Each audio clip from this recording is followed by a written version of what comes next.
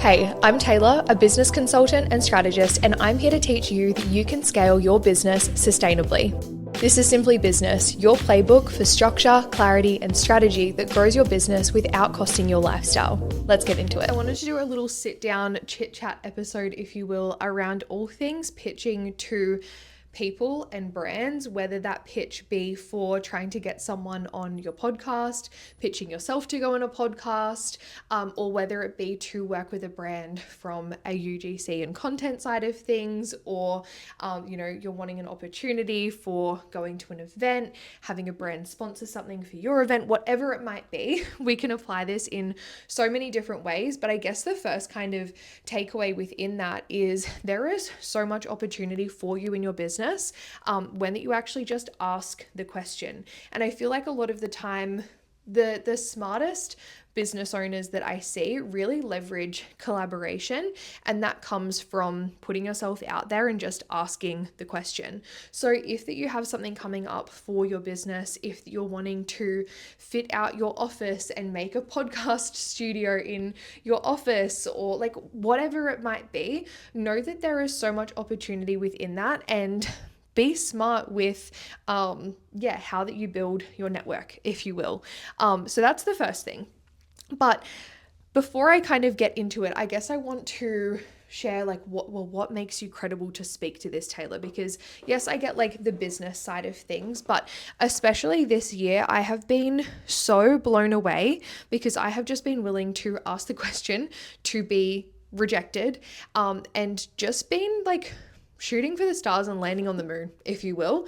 And I have had some of the most incredible guests on my podcast, people that I thought would be such big guests, and they're big guests, but like, what I mean by that is that it was like, would be so far away for me. Like, they would never come on little old Taylor's podcast where she's got like, I think not even 1,000 followers on my Spotify, that they would collaborate with me, and I have not even I have like 6,000 followers on Instagram. Like, I just saw myself as such a small fish and always thought like, I've got to wait until when, I've got to wait until here, like whatever it might be, where I just decided this year, fuck it, and I'm just going to put myself out there, and what is the worst that can happen?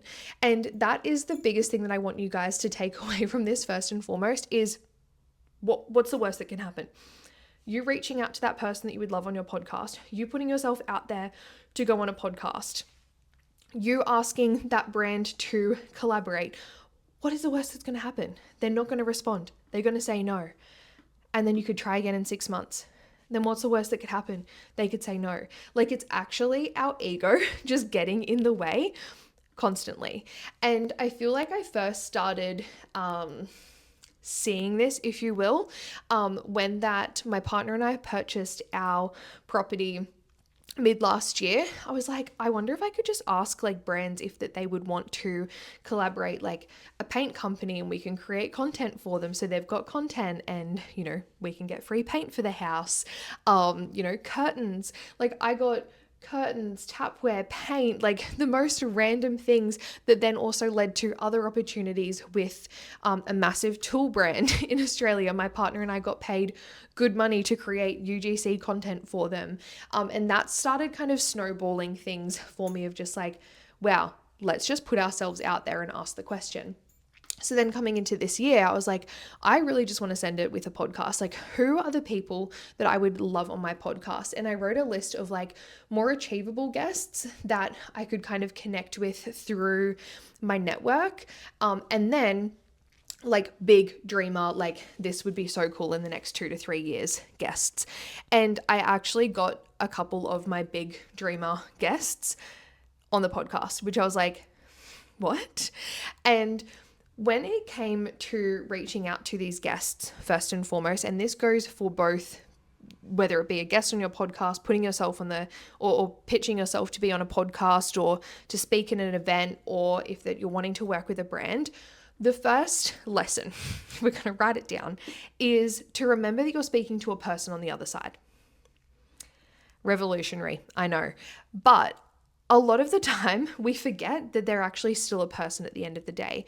And when people reach out to me and it's just like, hi Taylor, I'm so and so, and I da da da da da, they just go straight into themselves, and there's no like, hey, my week's been good, thanks for asking. My day's going well, thanks for asking.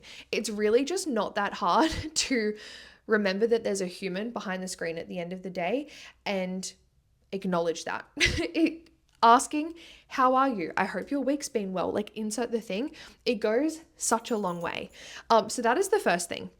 Is that, and the second thing is not being afraid to show your gratitude and your excitement.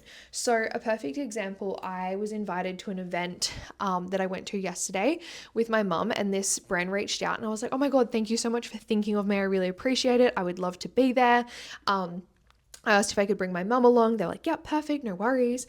I was like, I'm so grateful, excited, see you there. Then after the event, I messaged and said, thank you again so much for having us. I really appreciate it. And I can guarantee there would be a lot of other influencers, people that would attend, that wouldn't have even said, thank you for having me. And the point that I'm making here is, I don't know if this is just because I understand like the business side as a business owner, but something like an event like that, as an example, it costs that brand and that business a lot of money, time, energy, resources. And I feel like a lot of people see the influencing space from the outside in and think it's cool to be like so nonchalant and like not even say thank you and like, yeah, I'm like this celebrity or like whatever it might be. And it's like a little bit of gratitude goes a long fucking way. A thank you goes a long fucking way. And a how are you? I hope you've been well. Like, oh my God, the opportunity of having you on my podcast, I'm so grateful. Like, it goes a long, long way. So I want you to remember that. Like, don't try and be too cool. Like, I think people almost apply like I don't want to be a try hard, and like the concept of that with dating to pitching in their business. It's like, no, be a fucking try hard. That's what's going to make you stand out. This even goes into like your marketing. Like, we could take this to yonder, but it's the same thing. Like, I was saying this to my partner, he's an electrician, and I'm like, literally message every person you know and say, hey, I'm looking to take on more work. If you know anyone that's looking for sparky work, you hear of anything, I would love you to refer me. Why have we made trying hard not cool? Try hard. If you want to succeed, try hard. So that's the first thing. Remember that there's a person on the other end, and to actually try hard and fucking say thank you and be grateful. The next thing, when it comes to pitching to a person or a brand in whatever capacity that you're looking to pitch, what's really important is there needs to feel like there's value and there is something in it for the person that you are pitching to. So, for example, I pitched Toby Pearce on my podcast. I would say he's literally the biggest guest that I've gotten on my podcast thus far. And the message was really fucking simple. It started off with, hey, I hope you've been well, or something along those lines. There was a connection point that I could bring in one of the businesses that he's worked in. I had a mutual friend mentioned that she had spoken highly of him.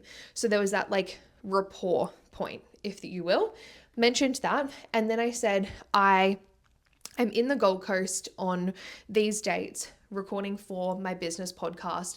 I would absolutely be honored to have you on and have a conversation around X. So we had some insight into the conversation. So it wasn't just like, I just want to have you on. Like, I showed, if you will, intentionality and purpose behind why I was reaching out. And then I also touched on, I also know that a lot of your content is made up with short form podcast snippets. So I'd make sure that we get all snippets for you so you could repurpose that as content. So I finished and included in that pitch what the value would be for him in it.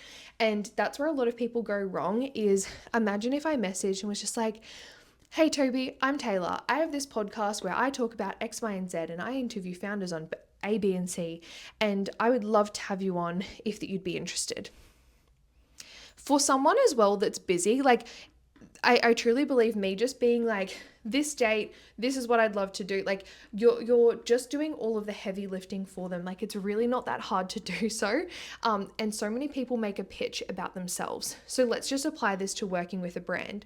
So many creators are like, hey, I'm Taylor. I love creating content around motherhood and fashion and this and that, and you have such a cool brand, yada yada, we'd love to work with you.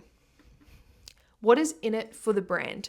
This is where you have to go above and beyond, and you have to think like people are getting lots of pictures, whether it's someone to be on a podcast, like they're getting pictures in their emails, in their inbox, often brands, so many pictures within a day, let alone a week. What are you doing that actually makes you stand out? So A, are you actually just caring and remembering there's a level of like human connection and personal touch? And then 2, what are you extracting as value for the brand?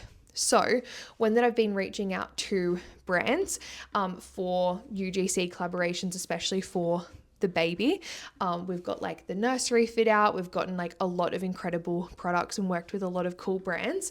I have focused on actually taking that extra step of reaching out to brands that made sense. I'm not just reaching out to them the moment I saw a brand and then going, cool, I'll reach out to them. I followed them, I'd engage with their content. I would actually show a vested interest and make sure that it also felt aligned for me and what I would want to create for them. And I had an insight into their brand. So then I would say, hey, oh my gosh, I absolutely love your X product. Or if I'd heard things like, I've heard incredible things about your baby carrier, or I saw my friend post this brand, like, or post this product and it caught my eye, whatever it might be. Are you currently looking for content creators? I'm currently X amount of weeks pregnant, would love to create some content along the lines of X for you. Could you put me in touch with like the best email for marketing, or like what the next steps would be? It's really not that hard. But if I came in and it's just like all about me and like what I get out of it, like it, again, apply it to someone you're interviewing on a podcast, for your podcast rather, pitching yourself to be on a podcast. Like you have to lead with not being selfish and not making this about you, and what is the brand or the person on the other side actually going to get out of it. It honestly gets to be that simple. And where people go wrong is making it way too fucking complicated. Okay, but what would this step be? And then how do I do this? And how do I do that? And how do I ask this person to be an affiliate for my business? Or how do I pitch myself to go on their podcast? You just pitch yourself to go on their fucking podcast. And like that actually gets to be it. It actually gets to be that simple. We've overcomplicated things in life and in business, and I truly believe it's this self-protection kind of mechanism because we don't want to be rejected. Innately as humans, like we're tribal beings, of course, like rejection actually meant our safety being compromised. So being told no can actually feel like shit. It can feel like rubbing salt on a wound of I'm not good enough, they don't want me. Who cares? You put yourself out there. And a perfect example as well is someone that I recently had on my podcast. I reached out to her close to 2 years ago and it just like didn't work out. But then the next time that I was traveling to that place where that she's based, I reached out again and was like, hey. And I truly believe if I didn't reach out 2 years prior, I wouldn't have gotten that, like her as a guest the second time around. So it actually, if you see it as these building blocks that you're putting in place for you to get these opportunities, it's going to be so supportive for you. And I think if you can just keep reminding yourself of like, what is the worst that can happen? What is the worst that can go wrong? Like nothing. You're just putting yourself out there and it's going to open other doors for you. And I think as well, once that you start just putting yourself out there, more opportunities come. This has nothing to do with like pitching really, but even for my partner and I early last year, when that we decided that we wanted to purchase an investment property, or just purchase a property for that matter, we're kind of putting it out there, having conversations with my family, his family, some close friends, but we're like getting on calls with mortgage brokers. But just by putting ourselves in that kind of environment and knowing that that's an opportunity we wanted to create for ourselves, it happened so much faster. So if you can just start creating that identity for yourself and just putting yourself out there, asking the questions, if that your friends, colleagues, people that you know are doing things that you want to do, ask questions. Oh my God, I would love to get into that. If you ever have a +1 for an event, I would love to come with you, or whatever it might be. Just don't be afraid to ask. Don't be afraid to be told no. And just remember that there's a person on the other side of the pitch, and always leading with the value that they're going to get and doing something that's going to make you stand out. Something I did with even the renovation pictures, because we didn't even have the keys to the house when I was doing all of these pictures. I just had some photos. I made up like a Canva PDF of like, this is what the house looks like. This is our vision. This is the content. It's going to be a budget renovation. Like, I had a really clear direction that brands could align with, and they could really see exactly what my vision was. So being able to create that separation, because again, a brand is going to get so many emails in their inbox that's like the same fucking copy and paste pitch. Like, actually make it different and unique and lead with that quality and that purpose over quantity and just ticking a box. But I hope that helps. I hope it really just simplifies for you. Like, wow, it gets to be a DM that you send out. And you can have some really cool opportunities, and even just thinking outside the box of those opportunities. One of my clients, she is just incredible. Like, she literally just gets herself on TV. She gets herself on Sunrise, and I'm like, how did you do that? And she's like, babe, I just asked. And I'm like, same kind of thing. Find an email and fucking ask is the takeaway. But I hope you like this little chit chat episode, if you will, and I will catch you in the next one. And that's another episode of Simply Business. I would love for you to rate this podcast, comment below if you have any feedback, DM me on Instagram, and even better, share it with your friends, family, or share on Instagram. See you in the next episode.